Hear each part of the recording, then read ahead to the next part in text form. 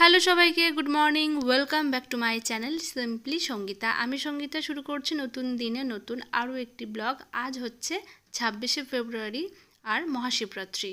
আর এখন বাজে 9:45। তো মেয়ে এখনও ঘুমাচ্ছে, ইচ্ছা করেই ওকে ঘুম থেকে তুলিনি, কারণ আমি একটু আগে আগে উঠে হাতের যে কাজগুলো থাকে তো সেইগুলো সেরে নেওয়ার পর মেয়েকে তুলবো। তারপরে নিজে স্নান করে আমি পুজোর জন্য আজকে জোগাড়জান্তি করব, কারণ আজকে আমি শিবরাত্রির পুজো করব। তো পুরো ব্লগটা দেখবে, অবশ্যই তোমাদের ভালো লাগবে। এবারে বলি, কালকে রাত্রে আমি বিশেষ একটা জিনিস পেয়েছি, সেটা হচ্ছে জল, গঙ্গার জল। কুম্ভ মেলাতে গেছিলো শান্তিদির বর, মানে হচ্ছে অয়নদা গেছিলো।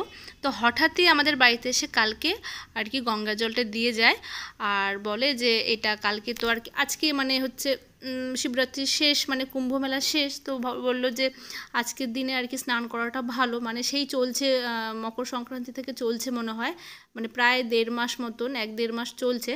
খুবই ভাইরাল একটা ব্যাপার যে শুভ আর কি সময়, এবং এই সময় স্নান করাটা খুব ভালো। মানে তো জল যখন পেয়েছি, এটা সত্যি কপালে ছিল, ভাগ্যে ছিল। তো ভাবলাম ঠিক আছে, কোনো দিনও তো সেটা সম্ভব হয়ে উঠবে না কুম্ভ মেলায় গিয়ে স্নান করা, আর অত ভিড়ের মধ্যে। তো সেই জলটা যখন পেয়েছি বাড়িতে, তাহলে সেটা কেন না করবো আর কি, বাড়িতে স্নান করবো না। তো তাই বালতির মধ্যে 2 চামচ দিয়ে সবাই আজকে আমরা স্নান করলাম। তো ওই পঞ্জিকা দেখে দেখলাম যে ওই শিবরাত্রির টাইমেই আর কি ওই সময়, বিশেষ সময় আর কি স্নান করাটা বেশি শুভ আর কি, ভালো। তো তাই আর সকাল সকাল ওঠাতে হয়েছে, স্নানটা হয়নি বলে পুরো আর কি কাজকর্ম আমি করতে পারিনি পুজোর। তাই একদম স্নান করলাম, প্রায় বেজেই গেছে, 10:30 বেজে গেছে আর কি পুজোয় ঢুকতে ঢুকতে। ভাবছিলাম যে আমি একদম 10টায় জল ঢালা শুরু করে দেবো, তাহলে আমার পুজোটা তাড়াতাড়ি শেষ হবে, কারণ আমি 4 প্রহরে জল ঢালি আর কি শিবরাত্রির দিনে। এবার এই শিবরাত্রি পুজো কিন্তু আমি বিয়ের আগেও করতাম, বিয়ের পরেও করতাম, তারপরে 2-3 বছর মাঝখানে করা হয়নি, কারণ আমার বেবি হয়, তারপরে বেবি ছোট ছিল, মানে 2-3 বছর করাই হয়নি। তো ভাবলাম এখন যেহেতু একটু বড় হয়েছে এবং ওর ঠাকুমার হাতে খেয়ে নেয়, থাকে নিচে সবার সঙ্গে, তাই ভাবলাম যে এবারে শুরু করি। তো তাই আমি শিবরাত্রিটা শুরু করলাম। কিন্তু ওই যে একা হাতে পুজো করতে গেলে জোগাড় জান্তি থেকে শুরু করে সব কিছু আয়োজন করতে করতে না অনেকটা সময় পেরিয়ে যায়। মা ভালো থাকলে হয়তো ফলটা কেটে দিত, হয়তো একটু হাতে হাতে একটু জোগাড় জান্তি করে দিত, এতে কি হয় অনেকটা সুবিধা হয়, কিন্তু সেটা তো সম্ভব নয়। মায়ের নিজেরও খুব শরীর খারাপ, তাছাড়া আমার মেয়েটাকেও দেখতে হবে, ওকে খাওয়াতে হবে। সকালের ব্রেকফাস্টটা আমি ওকে করাইনি, ওকে যেহেতু ও বেলা করে ঘুম থেকে উঠেছে, আর 10টার সময় খাওয়াই আর কি, ব্রেকফাস্টটা করাই, বেশি সকালে করাই না, মানে হেভি ব্রেকফাস্টটা, তার আগে দুধ খায়। তো তাই ওর ব্রেকফাস্টটা হয়নি, আর ওর সকালের কোনো কাজও হয়নি, মানে ওকে স্নান করানো, তেল মাখানো কিছুই হয়নি। তো ও বেলা করে উঠেছে, আমি ওকে নিচে দিয়ে এলাম, আমি নিজে স্নান টান সেরে সোজা চলে এলাম ঠাকুর ঘরে। ঠাকুর ঘরটা আগে ভালো করে গুছিয়ে নিচ্ছি, আর ঠাকুরের সিংহাসনটা একটু ভালো করে পরিষ্কার করে নিচ্ছি। অনেকগুলো এরকম আর কি কাপড় আছে, তো যখন যেরকম পুজোতে আমি বসি তখন একটু ভালো করে ওই ঠাকুরের বেদিটা একটু পরিষ্কার করে নিই, দিয়ে ঠাকুরগুলোকে ভালো করে স্নান করাই, মানে ভেজা যে দিয়ে গামছা দিয়ে, ঠাকুরের গামছা দিয়ে ভালো করে মুছিয়ে নিই। আর লক্ষ্মী, গণেশ, শিব সবাইকে একটু আমি অভিষেক করিয়ে নিই, মানে স্নান করিয়ে নিই। তারপরে সব ঠাকুরকে স্নান করিয়ে নিয়ে চন্দন পরিয়ে আমি কিন্তু ফুলমালা দিয়ে ভালো করে সাজিয়ে নিয়ে তারপরে আমি শিবরাত্রির জন্য জোগাড়জান্তি করব। আর আজকেও কিন্তু আমি ওই কুম্ভের মেলার জল দিয়ে, মানে গঙ্গার জল দিয়ে কিন্তু সমস্ত আমার বাড়ির দেবদেবীকে কিন্তু স্নান করিয়েছি। তো মনে হলো যে আমরা স্নান করব, আর কেন আমি আমাদের বাড়ির দেবদেবীকে কেন স্নান করাবো না, তো সেটাও কিন্তু করলাম। এবার আজকে আমার প্ল্যানিং ছিল আর কি, কালকে রাতে তো মানে পুরো ব্যাপারটা ডিসমিস হয়ে গেল, মানে আমার 2-3 দিন আগে থেকে প্ল্যানিং ছিল যে সকাল 7টায় উঠে স্নান টান সেরে নিয়ে ঠাকুর ঘরে এসে আগে জোগাড়জান্তি করব। মোটামুটি ঘন্টা 2-1 তো লাগবে মানে জোগাড় করতে, এই যে আমি পুরো নিত্য দিনের যে দেবদেবীকে ভালো করে স্নান করিয়ে বেদিটা ভালো করে সাজানো, তারপরে ফল কাটা, ফুল জোগাড় করা, সব কিছু গুছিয়ে গাছিয়ে দিতে সময় লাগবে। চন্দন টন্দন বার করা, তারপরে হচ্ছে পঞ্চামৃত তৈরি করা, মানে ঘি, মধু, দুধ, এগুলো সব কিছু একসাথে মানে একত্রিত করে, মানে সব কিছু জোগাড়জান্তি করতেও তো সময় লাগে, তাই না? তো তাই ভেবেছিলাম যে সকাল 7টায় উঠে আমি স্নান টান সেরে এইসব কাজ করব, কিন্তু যেহেতু দেখলাম পঞ্জিকাতে দেখলাম যে 9:42 হচ্ছে শিবরাত্রির সময়, মানে শিবরাত্রিও লাগছে, আর হচ্ছে কুম্ভর আর কি বিশেষ স্নানের সময় হচ্ছে ওই 9:42 থেকে। তো ভাবলাম তাহলে আর হবে না, তাহলে ওই কুম্ভর জল যখন পেয়েছি তাহলে ওই সময়ে আর কি স্নানটা সারবো। তাই জন্য আর কি এতটা লেট হয়ে গেল। নাহলে কিন্তু আমি প্রি প্ল্যান ওয়াইজই আমি করছিলাম, কারণ ভাবলাম যে তাড়াতাড়ি করে যদি আমি পুজোটা করে নিই, 10টার মধ্যে যদি জল ঢেলে দিই তাহলে আমি তাড়াতাড়ি করে মেয়েকে ঘুম থেকে তুলে খাইয়ে টাইয়ে দিয়ে ওকেও স্নান টান সারিয়ে দিয়ে ওকেও ওর হাত দিয়েও একবার জল ঢালাবো আর কি শিবের মাথায়। তো এইসব ছিল। যাই হোক, যেটা যখন হলো না, লেট যখন হলো, তখন সেই মতোই করতে হবে। তাই আমি মাম্মামকে মানে পরীকে নিচে দিয়ে এলাম, যে মাকে বললাম তুমি খাওয়াও, এদিকে আমি পুজোটা সেরে নিয়ে তারপরে ওকে স্নান করিয়ে তারপরে আবার মাসিয়ার বাড়িতে যাব একটু প্রসাদ নিয়ে। তো পুজো করছি, একটু তো প্রসাদ দেবো। তো সব কিছু গুছিয়ে গাছিয়ে নিয়ে যে আমি জল সংখ্যে জল নিচ্ছি, তারপরে হচ্ছে সমস্ত কিছু টুকটুক করে একটা একটা কাজ করতে গেলে দেখবে অনেকগুলো আর কি সময় যায় এবং অনেকগুলো টুকটুক করে কাজও করতে হয়। তোমাদের সাথে কথা বলতে বলতে কিন্তু আমার সুন্দর করে সিংহাসনটা সাজানো হয়ে গেছে, সমস্ত দেবদেবীকে স্নান করানো, চন্দন পরানো হয়ে গেছে, সমস্ত পরিপাটি করে গুছিয়ে নিয়েছি। এবারে শুধু মালাটা পরাবো আর তারপরে আমি শিবরাত্রির জোগাড়যন্ত্রী করব। আর শিব ঠাকুরকে কিন্তু আমি নিচে বসাবো, নিচে বসিয়েই জল ঢালবো, কারণ জল যদি এদিক ওদিক পড়ে যায়। তাই তো গুছিয়ে নিয়েছি, এবার আস্তে আস্তে টুকটুক করে কাজ করছি। আর সকাল সকাল আর কি সীমাদি ঘরটা মুছে দিয়েছিল বলে আমার আরও একটু তাড়াতাড়ি হলো কাজে। আমি ভীষণ পরিপাটি করে কাজ করতে ভালোবাসি, গুছিয়ে টুছিয়ে নিয়ে সব আয়োজন করে একসঙ্গে বসে কাজ করলে কিন্তু অনেকটা তাড়াতাড়ি হয়।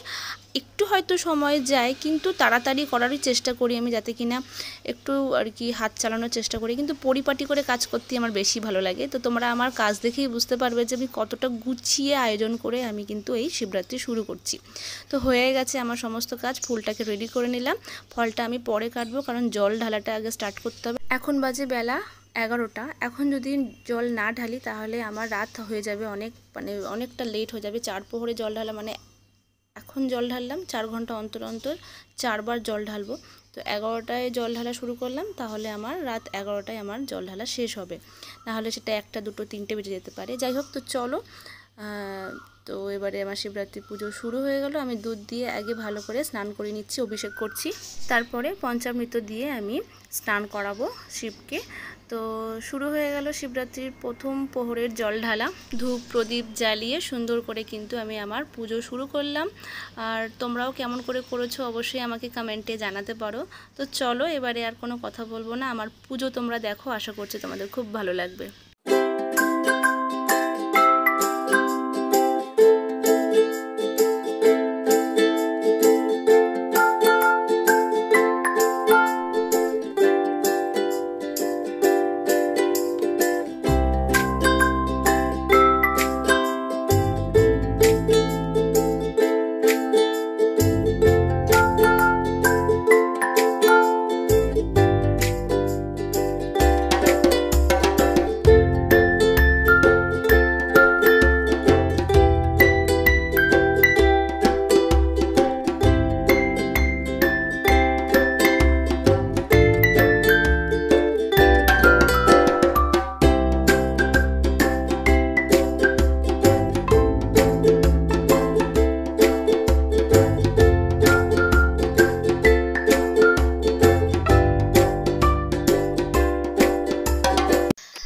এই যে আমার পুজো হয়ে গেছে, আর পুজো শেষ হতে না হতেই আমার কন্যা চলে এসেছে প্রসাদ খেতে। ওকে স্নান করিয়ে নিয়ে আসলাম ঠাকুর ঘরে। তো ও সোজা ফল দেখে মুখে পুরে দিয়েছে।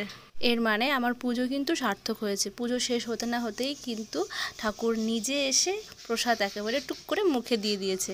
তো এখন আমার ধুনো দেওয়া হয়নি, তো ধুনোটা দেখেই আমি আমার পুজো এখানেই শেষ করব। আর আবার 4 ঘন্টা পর আবার 2 প্রহরের জল দেবো আর কি, মানে 4 প্রহরে জল ঢালবো। তো প্রথম প্রহর হলো 2 প্রহরে ঢালবো, আবার 3 প্রহর 4 প্রহর এরকম করে 4 বার আমি জল দেবো।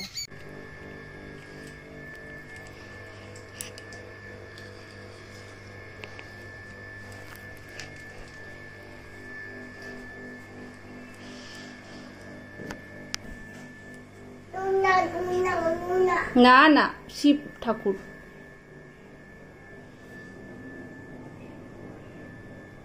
খাও বাবা, ঠাকুর নম করো, ঠাকুরটা নম করো, খাবে পরে। রাখো রাখো, এটা রাখো। হ্যাঁ, নম করো, নম করো, নম করো, নম করো, নম করো।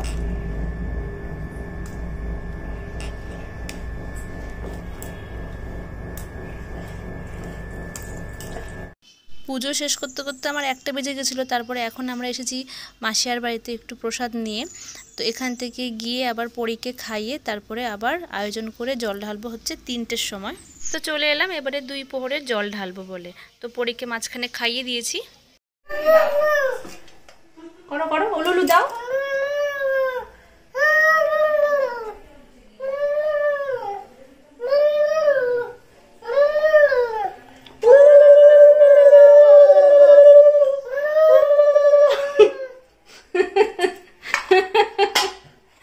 মামা না আমি এখন পুজো হয়নি এখনো।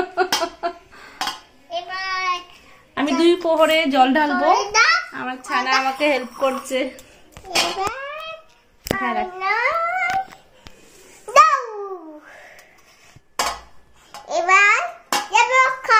লেবু পুজো হলে লেবু খেয়ে নিতে হয়। এবার পুরো এবার পুজোটা এবার পুজোটা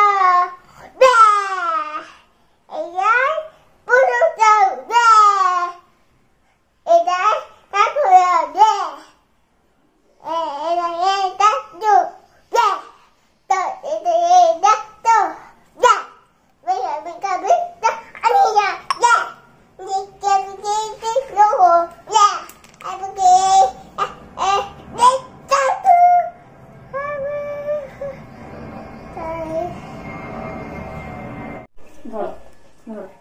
ओम नमः शिवाय, ओम नमः शिवाय, ओम नमः शिवाय, ओम नमः शिवाय, ओम नमः शिवाय, ओम नमः शिवाय, ओम नमः शिवाय, ओम नमः शिवाय, ओम नमः शिवाय, ओम नमः शिवाय, ओम नमः शिवाय, ओम नमः शिवाय, ओम नमः शिवाय।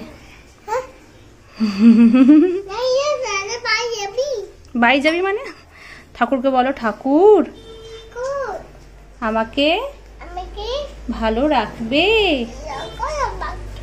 ভালো রাখবে, আমার যেন শরীর খারাপ না হয়, না হয়, না হয়, বাড়ির সবাইকে ভালো রেখো,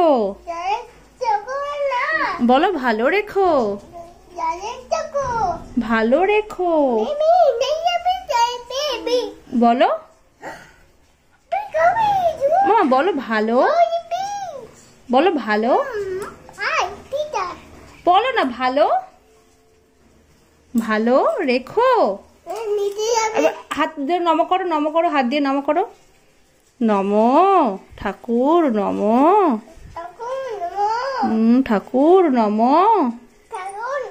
মাথা ঠোকো, এখানে মাথা ঠোকো, আবার করো, আবার ঠোকো। হ্যাঁ ঠাকুর সবাই সবাইকে ভালো রেখো। হ্যাঁ বাবা বাবা বাবা কি সুন্দর। ঠাকুর মামামকে ভালো রেখো, ভালো রেখো মামামকে। দাঁড়ো আমি প্রণাম করিনি, ঠাকুর নম করিনি। 2 প্রহরে জল ঢালা হয়ে গেছে।